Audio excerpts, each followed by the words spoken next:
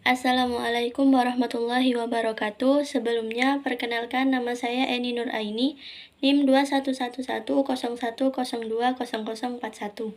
Baik, di sini saya akan menjelaskan tentang klasifikasi perbuatan korupsi dalam Undang-Undang Korupsi.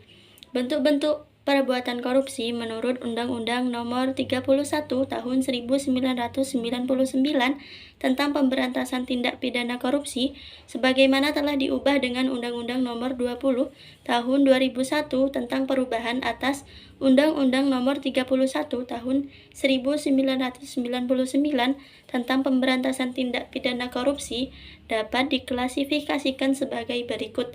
Yang pertama yakni merugikan keuangan negara, yang kedua suap menyuap, yang ketiga penggelapan dalam jabatan, yang keempat pemerasan, yang kelima perbuatan curang, yang keenam benturan kepentingan dalam pengadaan, yang ketujuh gratifikasi. Nah, masing-masing klasifikasi tersebut kemudian dapat diuraikan sebagai berikut. Yang pertama, tentang kerugian keuangan negara. Guru Besar Hukum Pidana Universitas Pajajaran Komariah Emong Saparjaya menguraikan bahwa Undang-Undang Tindak Pidana Korupsi menganut kerugian negara.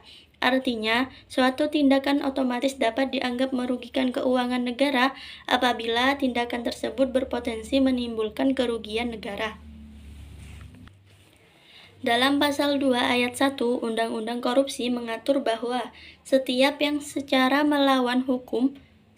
orang yang secara melawan hukum melakukan perbuatan memperkaya diri sendiri atau orang lain atau suatu korporasi yang merugikan keuangan negara atau perekonomian negara, maka akan dipidana penjara dengan penjara seumur hidup atau pidana paling singkat 4 tahun dan paling lama 20 tahun dan denda paling sedikit 200 juta rupiah dan paling banyak 1 miliar.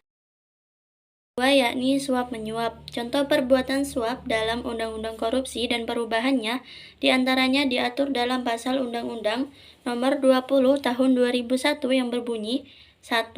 Dipidana dengan pidana penjara paling singkat 1 tahun dan paling lama 5 tahun dan atau pidana denda paling sedikit 50 juta rupiah dan paling banyak 250 juta rupiah.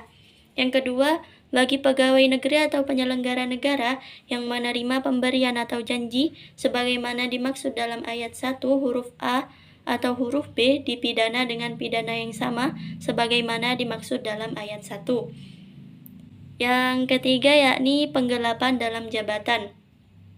Penggelapan dalam jabatan diatur dalam Pasal 8 Undang-Undang Nomor 20 Tahun 2001 yang berbunyi dipidana dengan pidana penjara paling singkat 3 tahun dan paling lama 15 tahun dan dipidana denda paling sedikit 150 juta rupiah dan paling banyak 750 juta rupiah.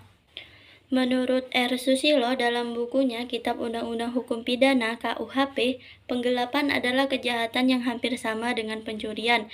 Bedanya ialah pada pencurian, barang yang dimiliki ini belum berada di tangan pencuri dan masih harus diambilnya. Sedangkan pada penggelapan, waktu dimilikinya barang itu sudah ada di tangan si pembuat, tidak dengan jalan kejahatan. 4 yakni pemerasan. Pemerasan dalam Undang-Undang Tindak Pidana Korupsi diatur dalam Pasal 12 yang berbunyi dipidana dengan pidana penjara seumur hidup atau pidana penjara paling sedikit 4 tahun dan paling lama 20 tahun dan pidana denda paling sedikit 200 juta dan paling banyak 1 miliar rupiah.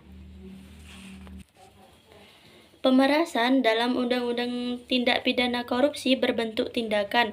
Yang pertama, pegawai negeri atau penyelenggara negara yang dengan maksud menguntungkan diri sendiri atau orang lain secara melawan hukum. Yang kedua, pegawai negeri yang penyelenggara negara yang pada waktu menjalankan tugas meminta atau menerima pekerjaan.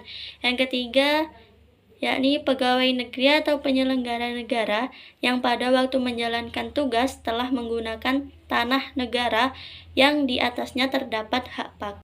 Yang kelima yakni perbuatan curang. Perbuatan curang dalam Undang-Undang Tindak Pidana Korupsi diatur dalam pasal 7 ayat 1 yang berbunyi, dipidana dengan pidana penjara paling sedikit 2 tahun dan paling lama 7 tahun dan atau pidana denda paling sedikit 100 juta rupiah dan paling banyak 350 juta rupiah.